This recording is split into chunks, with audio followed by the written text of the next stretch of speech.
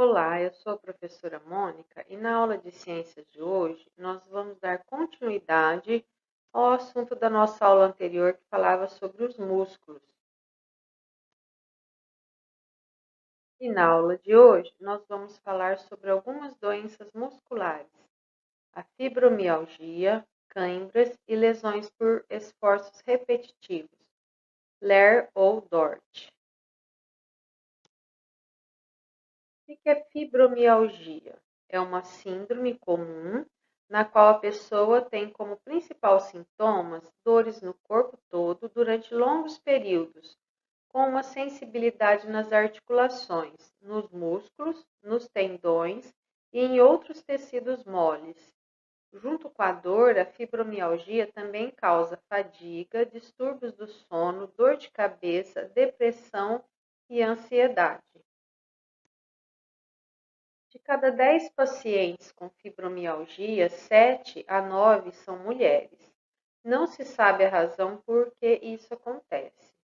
Não parece haver uma relação com hormônios, pois a fibromialgia afeta as mulheres tanto antes quanto depois da menopausa. A idade do aparecimento da fibromialgia é geralmente entre os 30 e 60 anos. Porém, existem casos em pessoas mais velhas e também em crianças e adolescentes.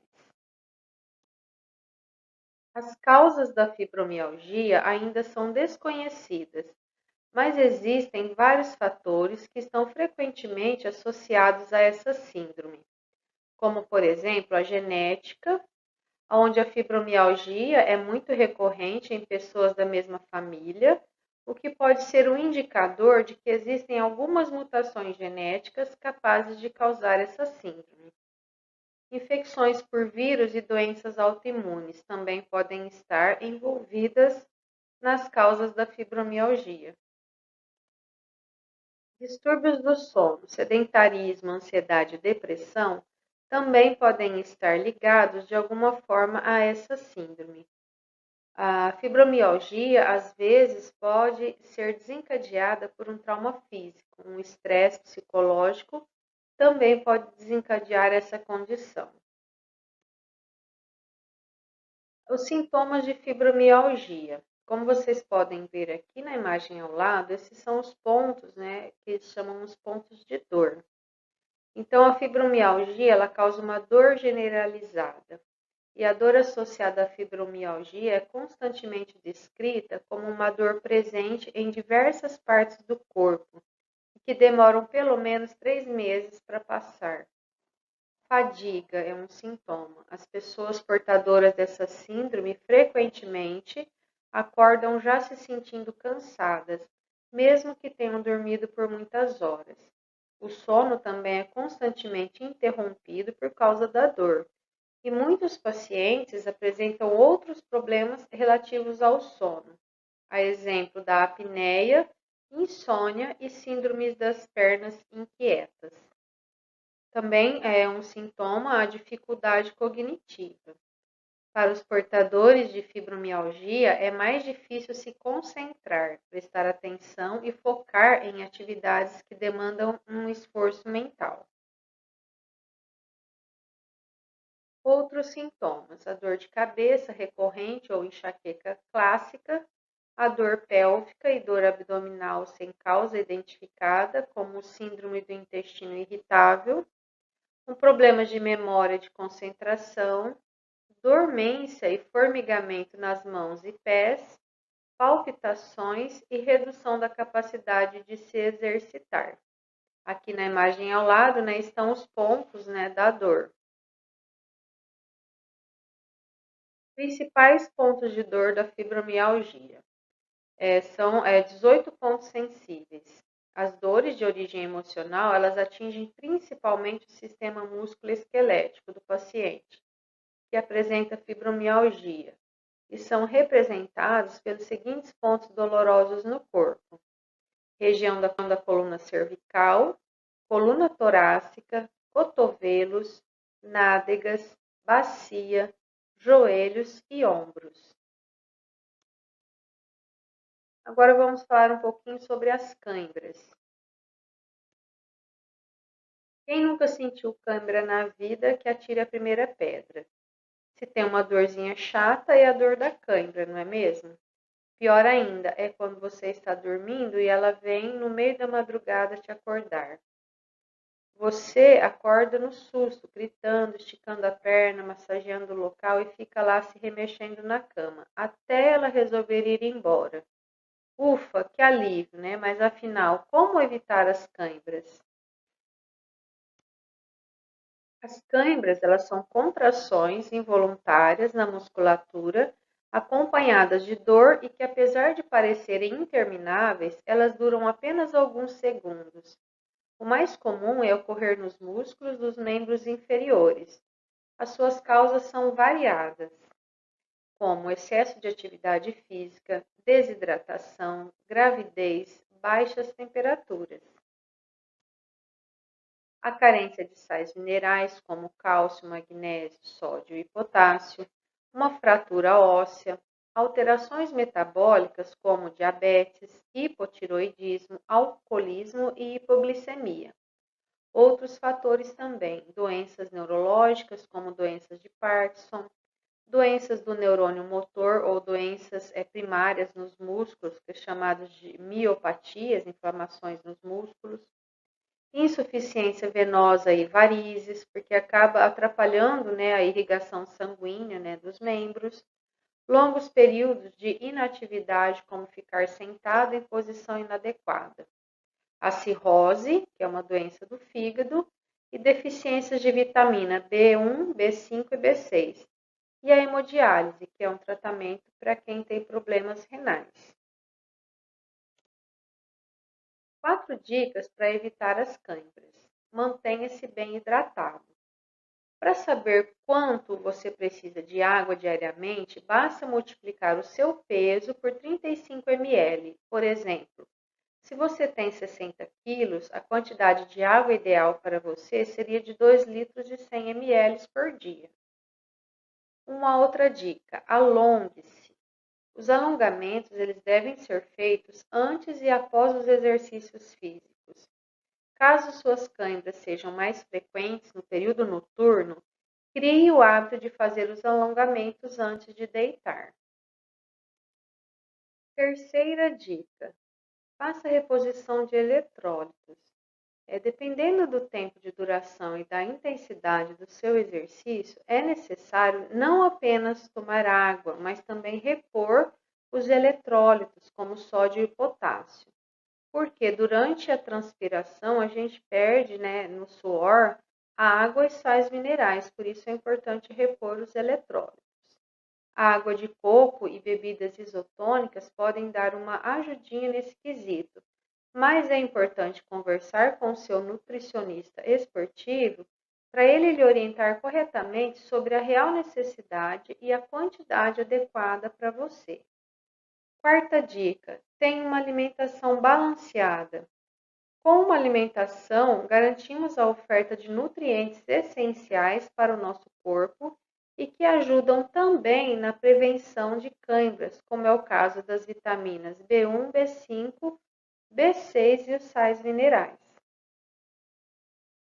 Lista de nutrientes e alimentos para evitar as cãibras. Vitamina B1, ela é encontrada em cereais integrais como aveia, arroz integral, semente de girassol como carnes, fígado, ovos e leite, e a vitamina B5, encontrada em ovos, carne, leite, cogumelo, feijão, ervilha, grão de bico. A vitamina B6, encontrada nos feijões, nozes, peixes, carnes, ovos e cereais integrais. Alguns sais minerais, como o magnésio, encontrado no farelo de trigo, na semente de abóbora, semente de girassol, oleaginosas como nozes, castanhas e amêndoas, na linhaça, aveia e gergelim. O potássio, encontrado na banana, oleaginosas como feijão, grão de bico, ervilha, uva passa, abacate, água de coco, damasco, mamão, melão e maracujá. E o cálcio encontrado em leites e derivados, folhosos verde escuros, na chia, amêndoas, sardinha, gergelim e linhaça. Agora nós vamos falar de um outro desequilíbrio muscular, que é a LER ou também conhecida como DORT. A LER é uma síndrome que inclui um grupo de doenças com sintomas como dor nos membros superiores e nos dedos, uma dificuldade para movimentá-los, formigamento, uma fadiga muscular e redução na amplitude do movimento.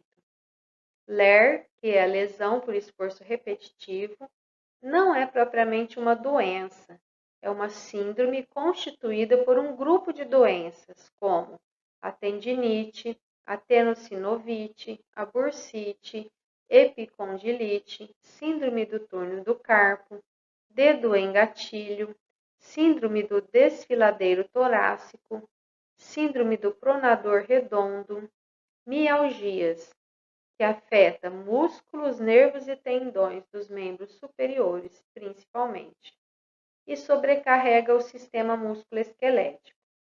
Então, esse distúrbio ele provoca dor e inflamação e pode alterar a capacidade funcional da região comprometida.